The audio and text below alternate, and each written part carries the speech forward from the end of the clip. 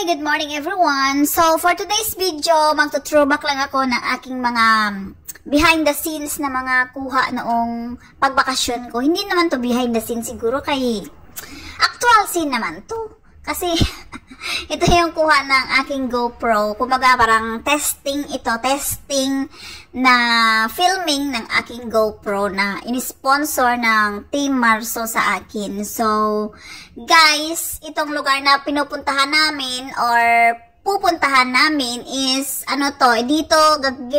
dito ginanap yung outreach program ng aming charity. So, ayun guys, yung mga nadadaanan nating lugar ngayon is tinatawag nilang Kipot area. At saka parang ito na rin yung rice capital ata ng aming bayan, sa bayan na Igbaras. Kasi mga malalawak yung mga taniman ng palay dito na side. Tapos, sagana pa sila sa tubig kasi malapit sila sa ilog. At saka, pinagawan sila ng government ng irigasyon para may magagamit silang mga tubig dyan. Galing ang tubig sa bundok. Kaya, ayan, makikita nyo, apakalapad na kanilang mga palayan. So, siguro mga yayamanin, siguro yung mga may-ari dyan, char. Kasi mga malalawak ang kanilang mga palayan.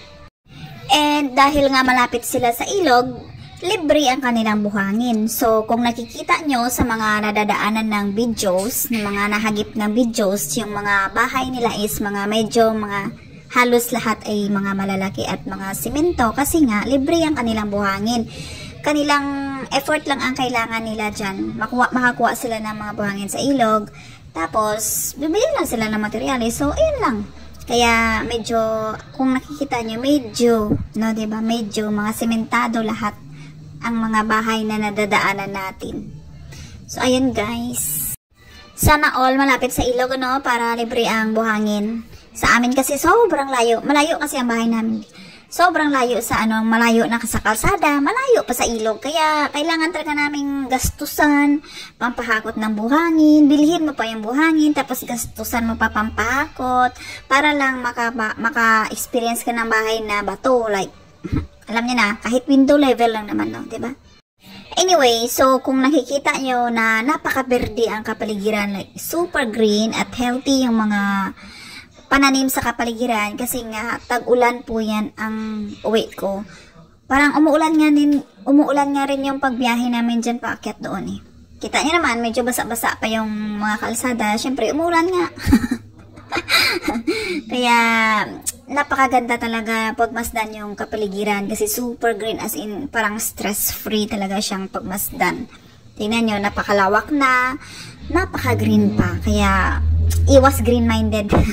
Iwas green-minded yung mga dumadaan dyan. Tingnan nyo, pakalawak talaga ng mga farm nila.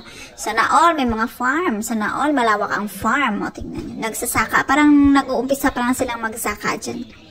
Kalabanan kasi yung mga pananim nila dito is kung hindi palay, yung mga iba, yung mga sandia or watermelon, or depende sa trip ng may-ari ng farm kung ano yung itatanim nila. Pero halos lahat talaga sa kanila is puro palay talaga ang mga tinatanim nila dito. At saka dito din ang daan papunta sa Nadsadan Falls at saka sa Dayhag campsite. So kung nakapunta na kayo sa Nadsadan Falls sa bayan ng Igbaras, means nakadaan na po kayo dito sa lugar na to.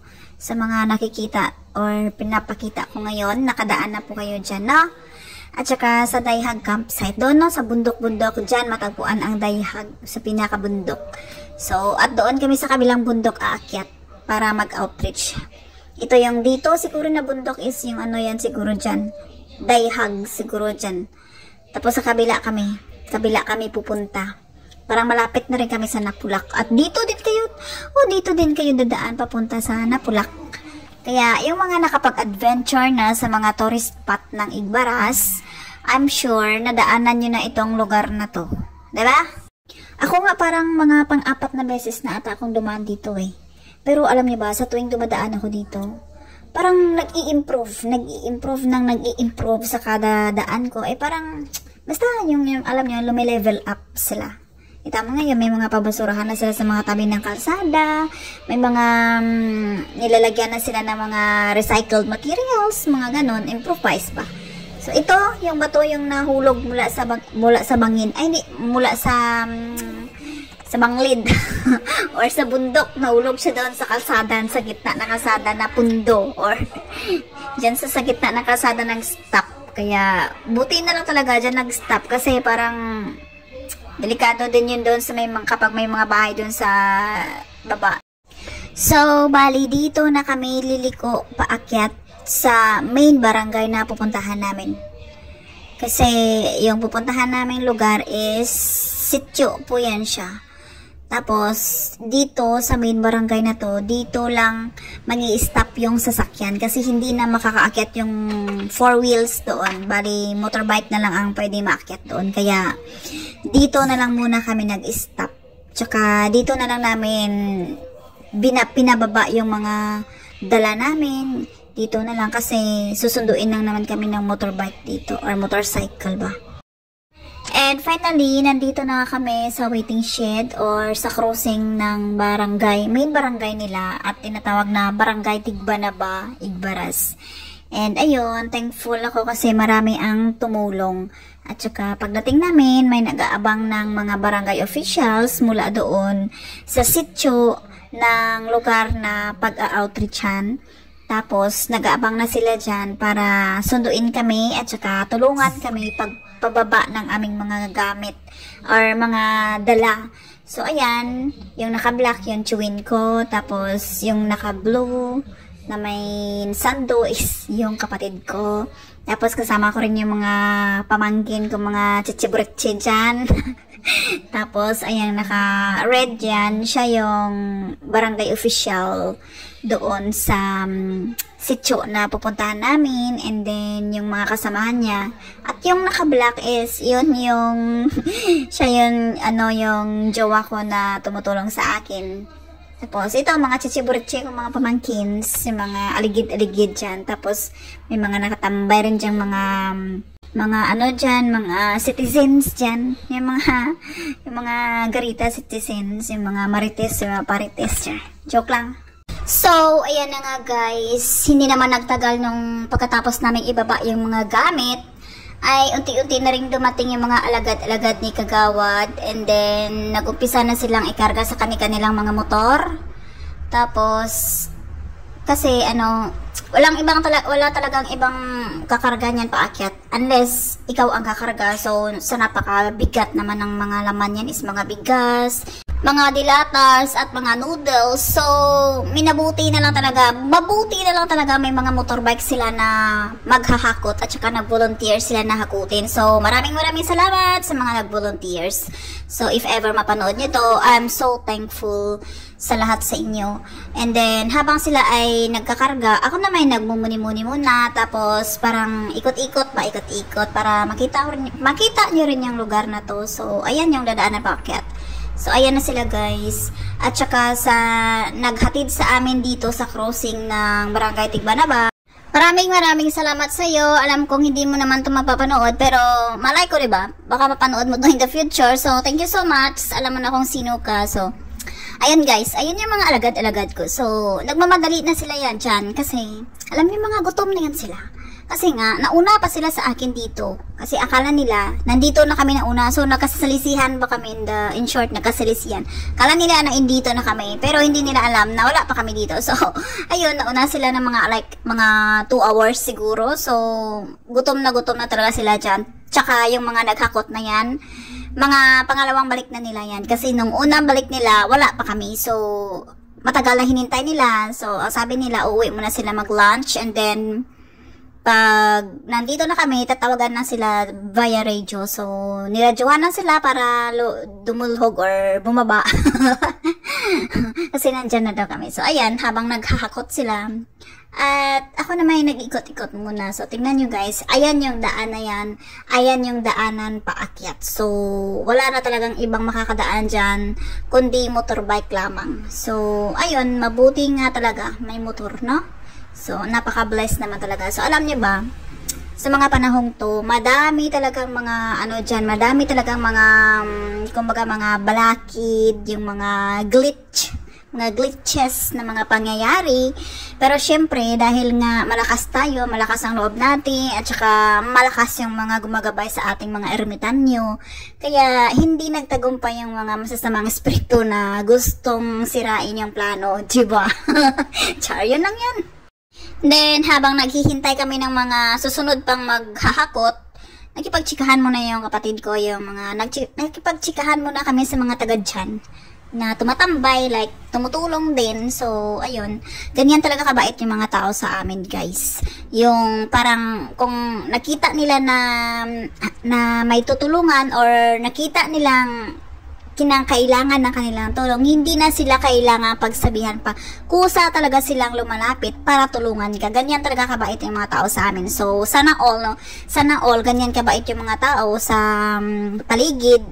Like, anything mangyari sa'yo, may mahihingan ka ng tulong, or kahit hindi ka naman hihingi kasi kusa naman talaga silang tumutulong. Ganyan talaga. Sana ay marami pang mga tao na mga ganyan, no? Kasi sa henerasyon ngayon, parang sa mga probinsya mo na lang ata matagpuan mga ganyang mga tao. Yung kusang tutulong ng bukal sa loob. But anyway, how I wish na sana mas marami pang mga tao na mas mangibabaw yung kanilang mga kabutihan ng kanilang mga puso. Kasi kailangan talaga yan sa panahon ngayon, lalo na sa mga henerasyon ngayon, no? So, ayun lang. Well, ito si Kagawad ang last na umakyat. Kasi siya yung last na naghakot ng lahat. So, pinunpo niya na lahat. Inubos niya na lahat karga sa kanyang motor. Imagine niyo yan, guys. So, tingnan nyo. Sa isang napakaliit na motorbike, napakadaming karga at napakabigat yan. So, kayang-kaya nilang akyatin ang ganito kakitid na daan at ganito kataas na daanan pa. Papunta dito sa kanilang munting lugar na kung tawagin ay Sitio Buyuan sa Barangay Tigbanaba, Igbaras, Iloilo. And ayun na nga, super fast forward, nandito na kami sa lugar nila at dito kami nakituloy sa lugar ng aking bayaw or sa bahay ng parents ng aking sister-in-law. Sister-in-law. Sawa ng kapatid ko. So, dito kami nakituloy sa kanilang lugar. So, at this moment, so pababa na kami dyan sa kanilang chapel kasi may gagawin kami doon. Kaya, ayun, ganito kakitid ang kanilang daan, guys. At saka sanay na sila sa ganitong daan kahit gabi. Alam niyo ba? Kahit gabi yan.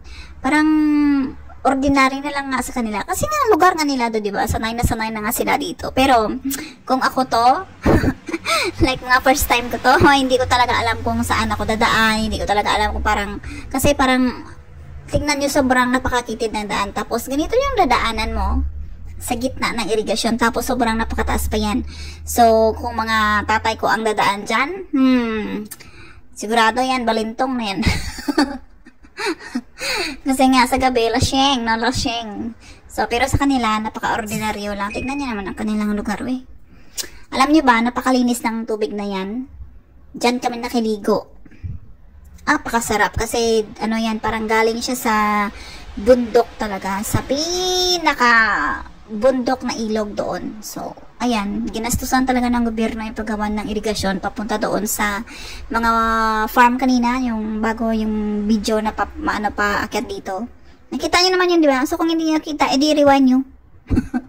So, ayun lang, guys. Ganyan lang talaga ang pamumuhay nila dito. So, napakatahimik, napakasimple, napakasaya, napakapayapa. Alam nyo, ito yung pinakamagandang parte sa paninirahan sa farm or sa bukid or sa mga lugar na malayo sa kabiasnan. Kasi tahimik na buhay, magagawa mo kung ano ang gusto mong gawin sa buhay mo nang malayo sa mga marites, no?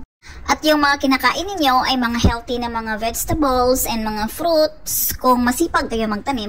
Kaya na-notice nyo ba, guys, na yung mga tao sa farm, yung mga natural na mga pagkain yung mga kinakain, yung mga healthy na mga vegetables ang kinakain na galing mismo sa kanilang pananim sa farm, yung parang parang healthy sila, no, 'di ba? Parang bihira sila magkasakit kagaya ng mga sa amin, no, hindi naman sa pagmamayabang, pero yung sa aming lugar, parang bihira lang talaga magkakasakit yung mga tao doon. Maliban lang sa mga, mga hindi magandang tiyempo, kasi yun talaga ang makakadali sa iyo, yung mga ubo, yung mga trangkaso.